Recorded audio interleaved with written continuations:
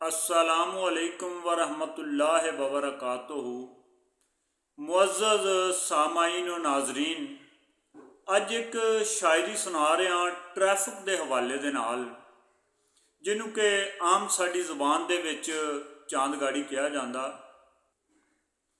सो अर्ज किया है कि तीन पहियां ते गड्डी देखी, मैं गड्डे वांगू लद्दी देखी। तीन पहियां ते गड्डी देखी, मैं गड्डे वांगू लद्दी देखी। मूँह दे वल्लों ओ स्कूटर लगे, मूँह दे वल्लों ओ स्कूटर लगे, सड़कां उत्ते पैराशूटर लगे। पर स्कूटर तो मैं वड्डी देखी, तीन पहियां ते गड्डी देखी।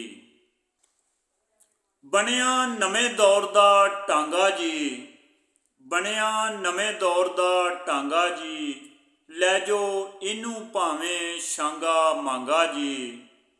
ला परांदे टौर भी कड्डी देखी, तीन पहियां ते गड्डी देखी। 8-10 बंदे बिच बिठांदे, रोड दे उत्ते शर्तां लांदे। इन्ने वैगन पिछे छड्डी देखी, तीन पहियां ते गड्डी देखी।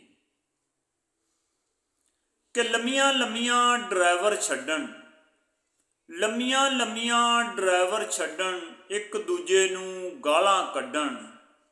10 दे पिछे नजमी फड्डी देखी, तीन पहियां ते गड्डी देखी। मैं गड्डे वांगू लद्दी देखी।